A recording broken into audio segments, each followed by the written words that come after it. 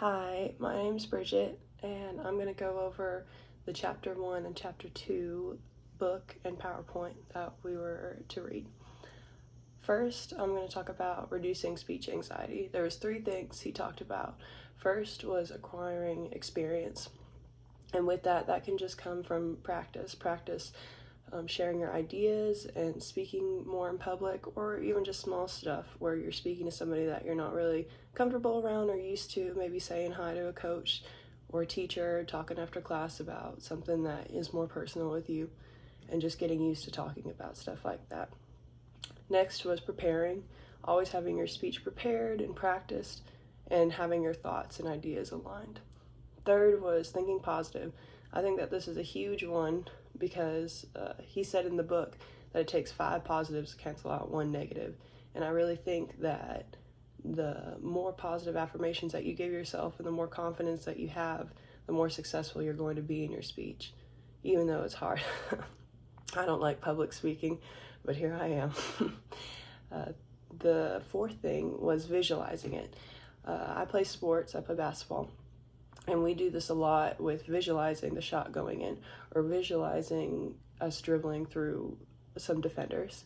And I think that it really does work, and this will work when it comes to public speaking, because if you already visualize yourself giving a wonderful speech and other people receiving it well, then you're going to have more confidence and be less anxious.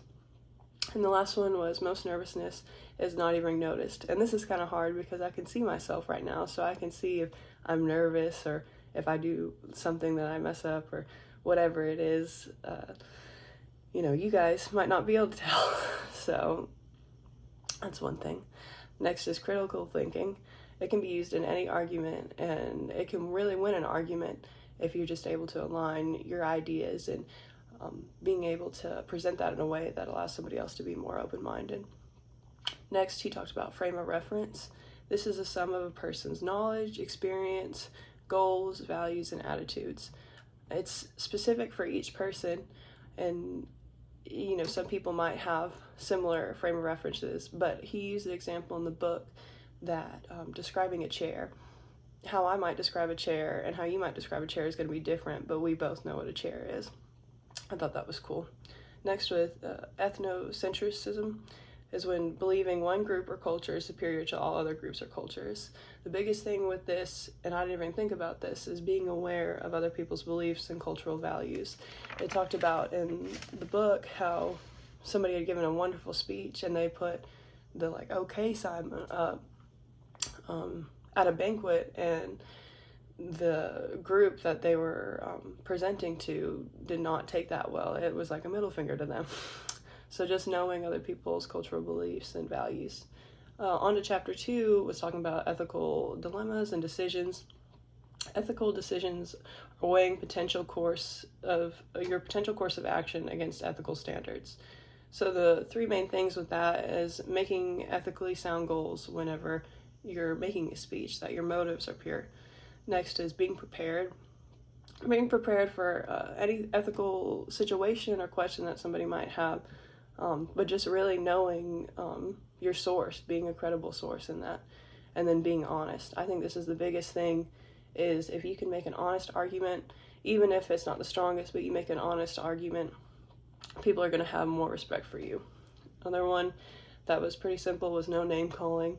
I feel like that's obvious. You shouldn't be rude in any way or bash anybody else. That doesn't make you look any better. And then 3 types of plagiarism. There was global, which is stealing from a single source and just making it your own. Patchwork, which is stealing from 2 or 3 sources and making it your own. And then incremental, which I think is the one that we fall into, is failing to give credit for parts borrowed from other sources. The main thing with that is just citing your sources, whether it's on the internet, whether it's in a book, whether somebody said something to you, and just taking careful notes in that. And lastly, talked about listeners having ethical obligations. And with that is whenever somebody's giving a speech, you're being courteous and attentive whilst the speech is made, and avoid prejudging a speaker and being open-minded to that and just receiving it well, because you would want that too. Thank you.